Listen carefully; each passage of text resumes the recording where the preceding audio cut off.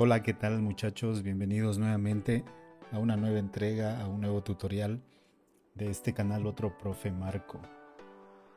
Antes de empezar, no te olvides de suscribirte, de dejar un comentario. Es muy importante tanto para mí como para el resto de personas que frecuenta este canal, tener dudas y que pueda resolver a la brevedad posible y que sirva para que todos puedan aprender de una mejor manera. El día de hoy vamos a revisar una herramienta que es muy utilizada para poder diagramar. En el día de hoy vamos a diagramar una base de datos. Eh, la idea es que utilicemos las herramientas lo más simples posibles para poder tener esa reunión de características, de requerimientos de una aplicación antes de empezar a programar o a diseñar incluso. Entonces, esta herramienta se llama Draw.io, se puede utilizar de forma gratuita con un correo de Gmail, así que empecemos. Una vez que se crea aquí, ya se abre por primera vez el sitio, va a aparecer unas opciones en la parte izquierda donde me va a permitir tener herramientas que son ya un poco, son clasificadas, es decir, yo puedo generar diagramas de flujo, eh, puedo tener figuras básicas, puedo tener flechas. En el caso del día de hoy vamos a trabajar con las herramientas que nos permitan eh, elaborar un diagrama de bases de datos, es decir, relación de entidad, como lo llama aquí.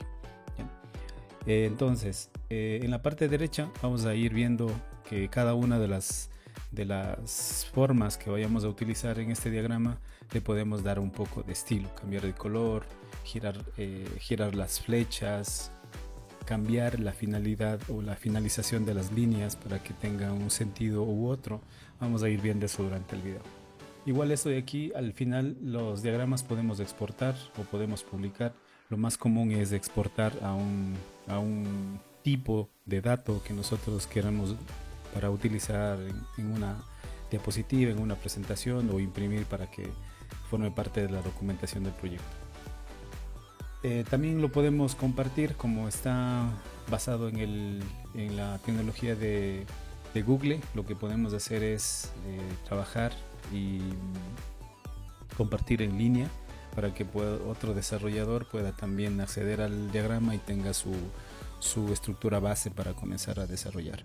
Es muy importante también recordarles que la documentación del proyecto es necesario que se vaya actualizando, es decir, al inicio de un proyecto yo puedo tener 3, 4, 10, 20 tablas y cada vez que el sistema vaya evolucionando se vayan agregando nuevas características, también se vayan actualizando la base de datos en los diagramas, porque es muy importante o es mucho más fácil tener en los diagramas las actualizaciones que inferir revisando el código que nosotros manejemos ya en cualquier framework o lenguaje. Listo, entonces, vamos acá con entidad de relación. Nosotros podemos eh, cambiar mucho de estas opciones que tenemos aquí, de este conjunto de formas que están preestablecidas ya en Draw.io. Se puede aquí, hay de varios, ¿no?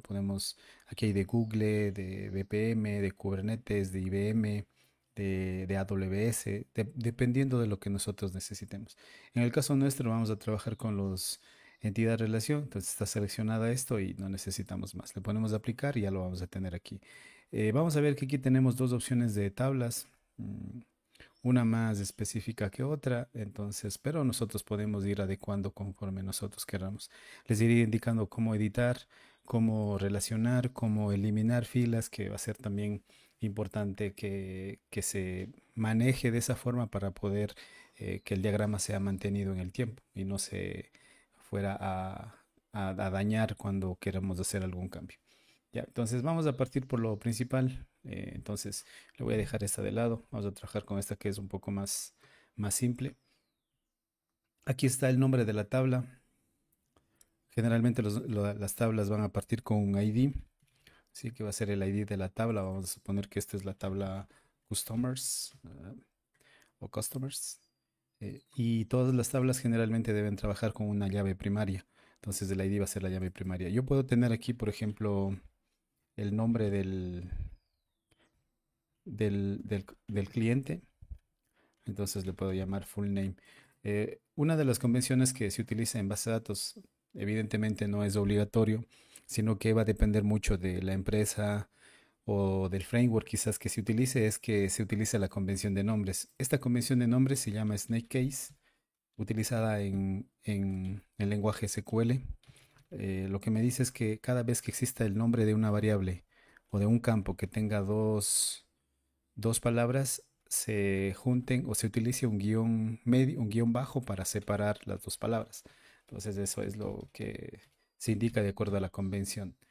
Repito, va a depender de la empresa, del framework quizá, o de la forma de trabajar de los desarrolladores que implementen o que vayan a utilizar esta herramienta, ¿sí? Entonces, yo puedo tener también aquí que sea, por ejemplo, el número de identificación. Siempre de acuerdo a los países se tiene números de identificación únicos, se le puede colocar también. Y aquí puedo tener, no sé, la edad podría ser, ¿sí?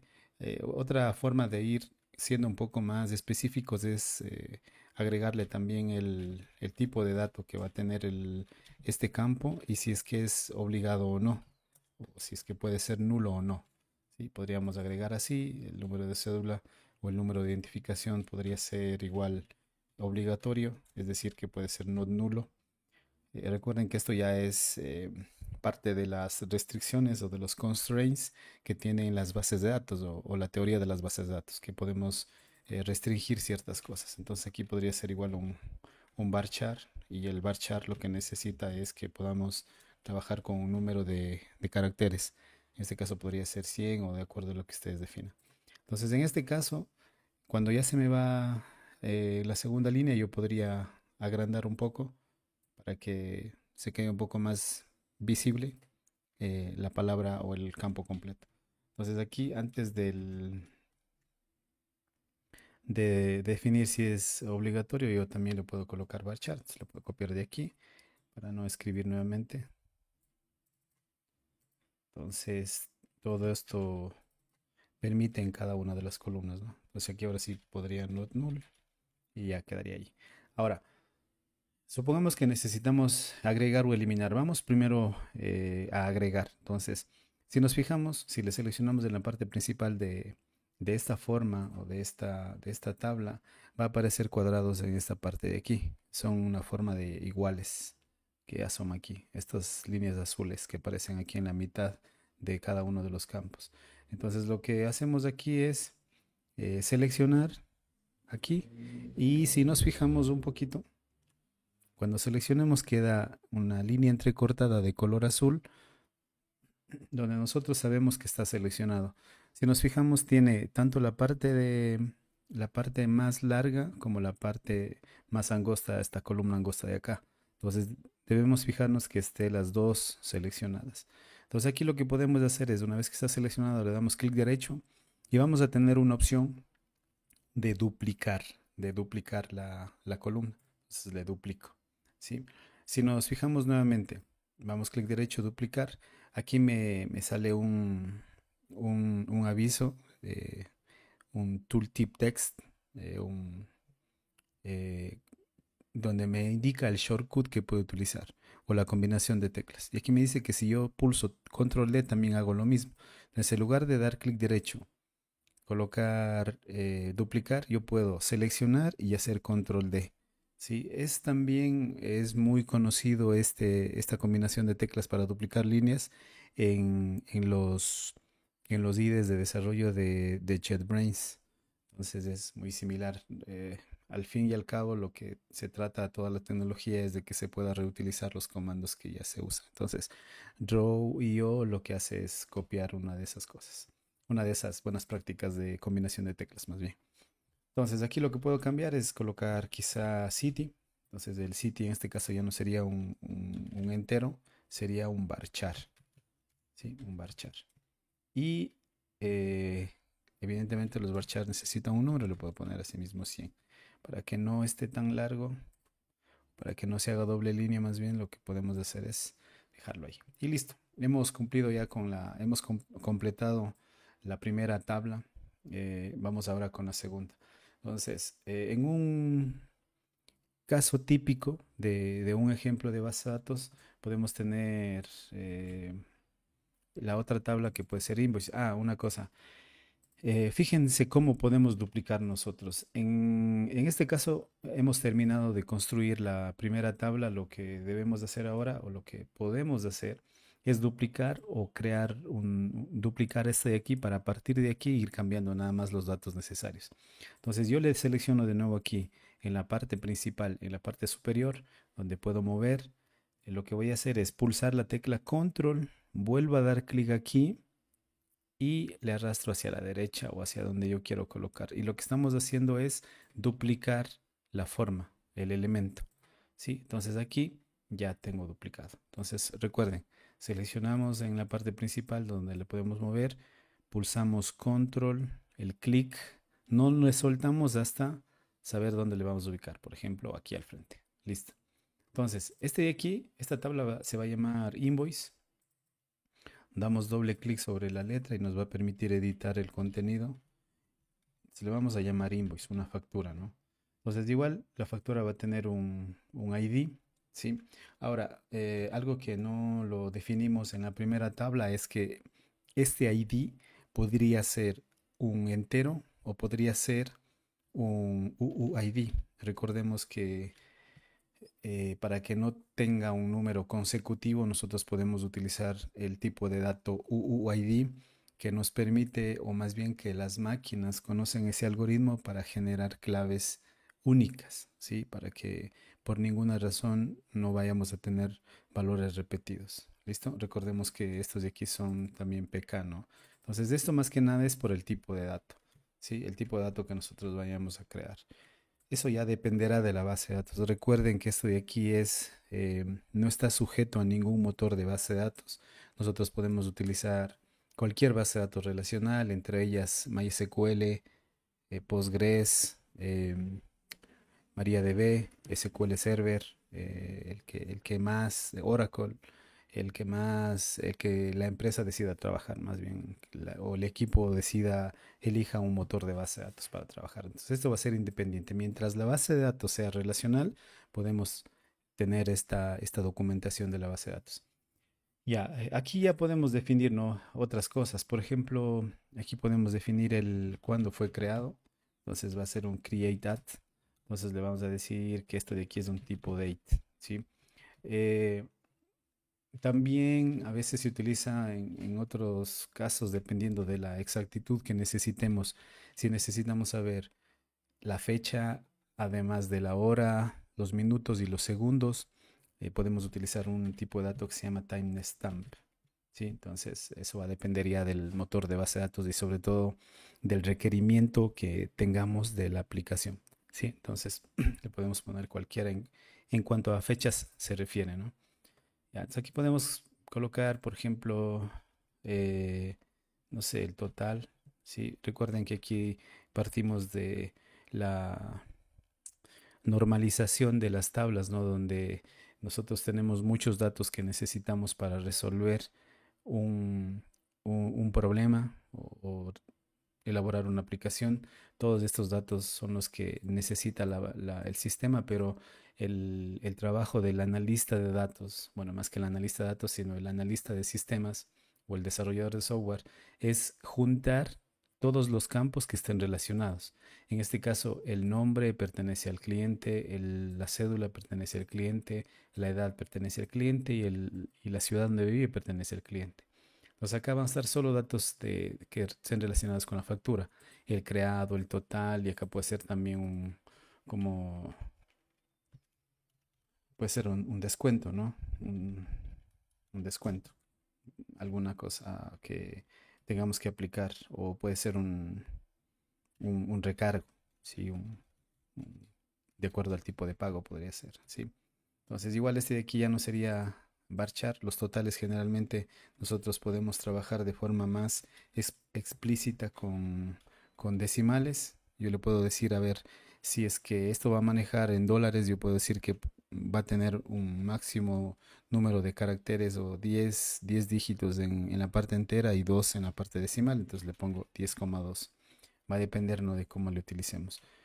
Y puede este número cambiar de acuerdo a la necesidad. Si queremos, si sabemos que la empresa factura muchísimo más dinero, entonces podremos colocar, aunque 10 dígitos para una factura, me parece exagerado, pero puede ser que exista un valor tan alto que tengamos que modificar esto.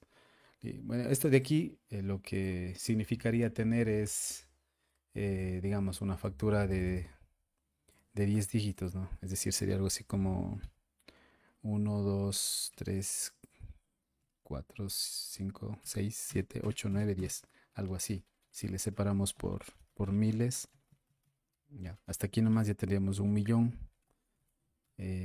Acá sería 1.000 millones, ¿no? 1 billón de dólares. Entonces, una factura va a depender del negocio, ¿no? Puede ser que sí, una factura pueda salir por 1 billón de dólares, pero no creo. Entonces, esto es lo que me indica el decimal. Son 10 en el campo entero y 2 en la parte decimal.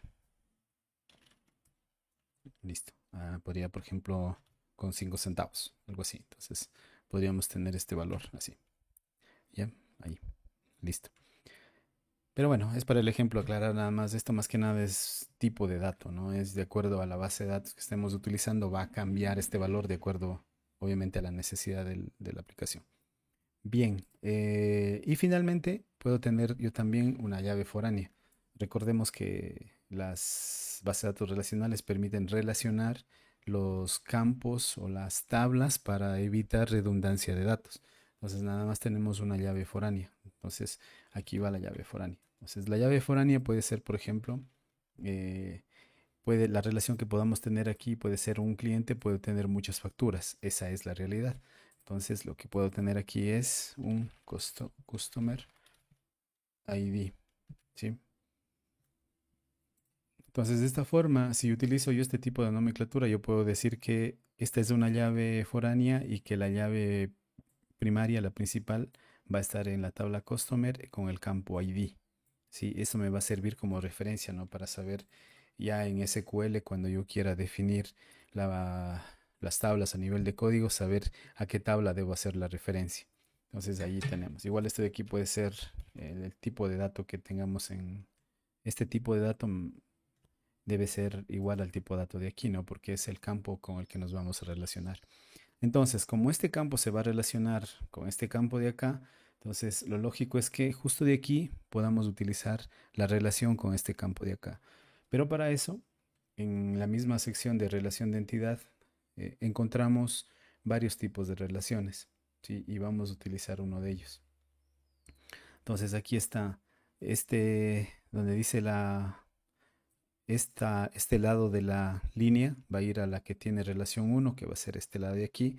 Si nos fijamos, eh, aquí lo que me está diciendo es que a toda la fila que está aquí se va a marcar de verde y ahí se va a relacionar este lado de la línea de la relación. Entonces este ya está aquí, está relacionado. Lo que nos permite es que si por alguna razón movemos esto, va a quedar ya enganchado la línea.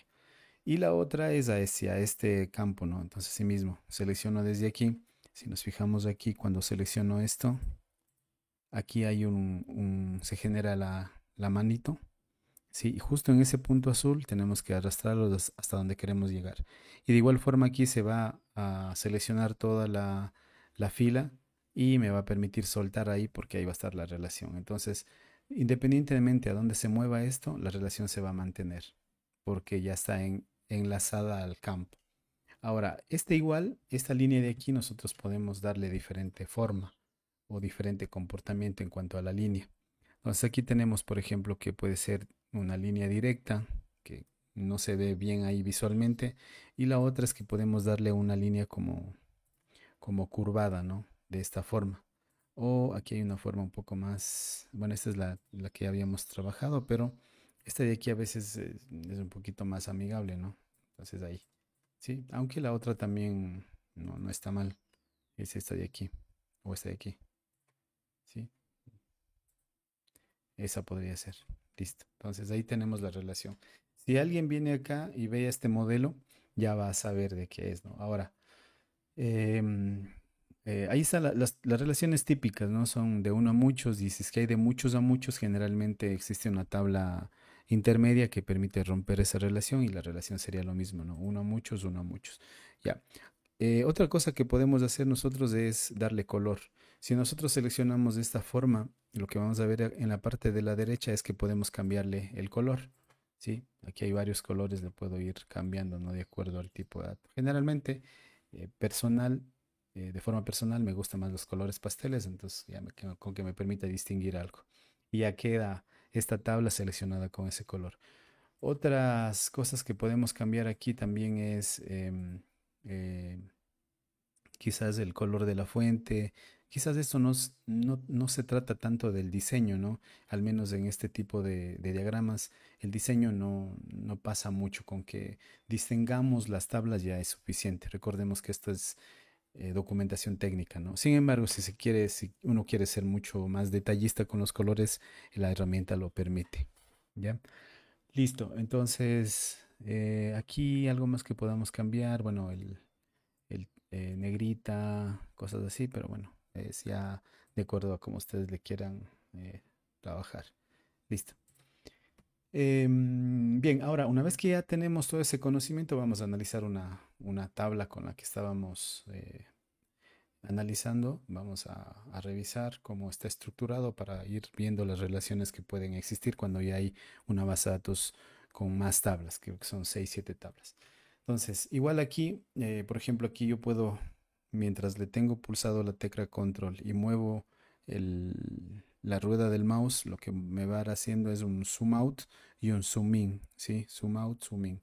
Este es común, ¿no? En los navegadores, en los software que manejan diseño, que es muy similar, entonces acá. Igual, si es que es con el shift lo que me permite es mover izquierda a derecha.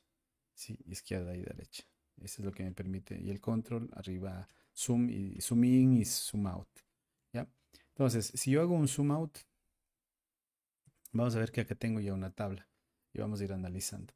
Este ya es un sistema mucho más completo. Bueno, completo no tanto, pero tiene más tablas que podemos analizar.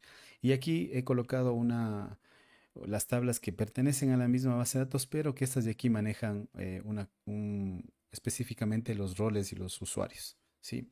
Entonces, en una aplicación siempre va a tener un login, va a tener las credenciales del usuario. Cuando alguien se registre, va a poder luego dar inicio de sesión y evidentemente si la aplicación tiene diferentes roles, como en el caso de ahora, de este ejemplo, es un sistema de tickets para un departamento de TI de una empresa. Entonces, claro, va a haber el técnico, va a haber el empleado que va a solicitar asistencia, entonces se va a manejar roles y por eso es que va a tener esta estructura. Y por eso es que he utilizado esta forma de darles color a estas tablas para indicar que estas que pertenecen a una solución, ¿no? Que se distinga de alguna manera para que a futuro cuando alguien venga a revisar esta documentación sepa que eso de ahí tiene su particularidad, que pertenecen o que permiten el manejo de cierta data. Entonces, ¿qué nomás tenemos aquí? A los usuarios, a los roles. Fíjense aquí que un usuario o un rol puede tener muchos usuarios. También aquí podría tener un usuario puede tener muchos roles, pero en este caso no es parte de ese análisis, así que lo tenemos ahí. Y aquí también está, por ejemplo, aquí hay una relación de muchos a muchos. Un rol puede tener muchos permisos y un permiso puede estar en diferentes roles. Entonces, la tabla que rompe esta relación de muchos a muchos es una tabla que me permite relacionar un rol, tiene muchos roles permisos y un permiso tiene muchos roles permisos. Entonces, aquí se guarda únicamente la, el cruce de información entre las dos tablas. Entonces, esto está basado en una estrategia o en una metodología que se llama Role Based Access Control, que es RBAC. Lo puedes googlear ahí en internet para indagar un poco más, pero en resumen sería para manejar la autenticación y la autorización en una aplicación. Listo. Entonces, esto ya manejaría a los usuarios, ¿no? Para poder implementar eso en el sistema. Ahora, y lo otro ya viene, ¿no? Si es que es un sistema de tickets, lo más importante va a ser los tickets. Entonces aquí tiene un tipo UUID. Recordemos que el UUID es un tipo de dato distinto que me permite generar un dato único que es en formato, si no me equivoco, hexadecimal Si alguien me puede corregir si no estoy diciendo lo correcto, me deja en los comentarios. Pero es un tipo de dato que me permite crear de forma segura datos que difícilmente van a ser repetibles. Duplicados más bien. Entonces, aquí tenemos, por ejemplo, la fecha, el tipo. Y obviamente aquí yo podría argumentar o ser más específico en colocarle el tipo de dato, ¿no? Aquí yo capaz estoy infiriendo que el equipo sabe que un create at y un closure at sean fechas y ya se vaya a entender, pero no está por demás ser más detallista y colocarle si es de tipo date o si es de tipo timestamp. ¿Ya? Entonces aquí tengo toda esta tabla y la tabla también donde están las personas que requieren un ticket, ¿no? Recordemos que esta base de datos va a ser para que las personas de una empresa pidan soporte técnico al departamento de TI y ellos son los requesters, en donde vamos a almacenar el nombre, el email, el teléfono, el departamento al que pertenecen, porque en la empresa hay muchos departamentos y el rol.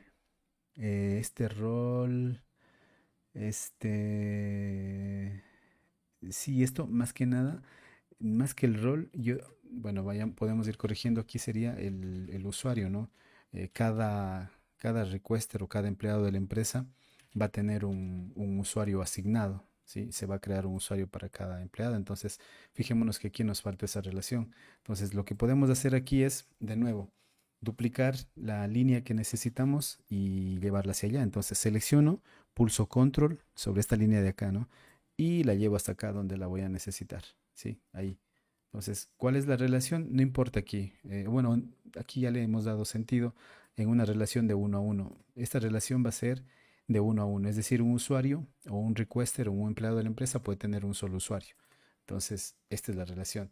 Ahora, ya a nivel de código, a nivel de implementación en la base de datos, nosotros tenemos que colocarle una característica cuando la relación sea de uno a uno, esta de aquí sea de tu tipo unique, es decir, que no se repita, para que cuando guardemos un usuario no tenga, o un requester, un empleado, no tenga más de un usuario en su cuenta, ¿sí? Que no pueda duplicarse. Pero aquí quizás a nivel de diagrama, sí me permite, si me voy acá a la finalización de la flecha, yo voy a tener aquí que es de uno y acá también voy a decir que es de uno a uno. Entonces, más acá abajo debe tener así. Entonces, aquí la relación cambió, ¿no? Aquí no hay esta pata de cuervo que se llama de tres patitas, sino aquí indica que es una relación de uno a uno. ¿Sí? Y de esa forma nosotros, conjuntamente con lo que estamos indicando, que este valor no se vaya a repetir en esta tabla, colocándole unique, eh, quizás esta forma, por ejemplo, no hay como tal aquí, no hay como, quizás nosotros acá deberíamos ponerle como es la llave foránea y es unique también, algo así debería ser, para que aquí vaya solo el tipo de dato, que sería, por ejemplo, en este caso, UUID. ¿Ya? Entonces, aquí nosotros sabremos, quizás aquí podemos ser más pequeño, quizá 8 por ejemplo. ¿Sí? Aquí esto nos indicaría que este campo de aquí, a más de ser llave foránea, porque está relacionado con la tabla usuarios, es una tabla única. Y eso ya en código lo podemos convertir allá para hacer la relación de uno a uno. Porque eh, le repito nuevamente que en la implementación del SQL no hay una relación de uno a uno, sino tenemos que hacer esta combinación de una llave foránea con la restricción de llave única, de unique, para que no se repita este dato y al final la implementación permita lograr lo que dice el diagrama, uno a uno, una relación de uno a uno. ¿Ya? Listo, entonces justo hemos ya completado esta parte. Fíjense que acá tenemos los técnicos, ¿no? La tabla que nos faltaba. El técnico también puede tener asignado él va a ser asignado a un soporte, ¿no? Cuando un empleado solicite un ticket, va a llenar aquí la información y un técnico va a ser asignado quien resuelva este ticket, ¿sí? Entonces ahí se completa ya el diagrama, ¿sí? Eso ha sido todo por hoy. Espero les guste estos videos que les voy preparando, que podamos utilizar estas herramientas que son de diagramar la información o la data que va a manejar la aplicación. Quizás habrán empresas que ya manejan un sistema un poco más automatizado basados en los mismos diagramas y que implementen directamente en la base de datos, pero esto a nivel de aprendizaje o a nivel quizás de una empresa que recién va empezando es útil este tipo de herramientas. Entonces son herramientas gratuitas que se puede explotar todo lo que tienen y espero que les haya gustado este video. Por favor, me dejas tu comentario, tu duda y nos vemos en el siguiente video.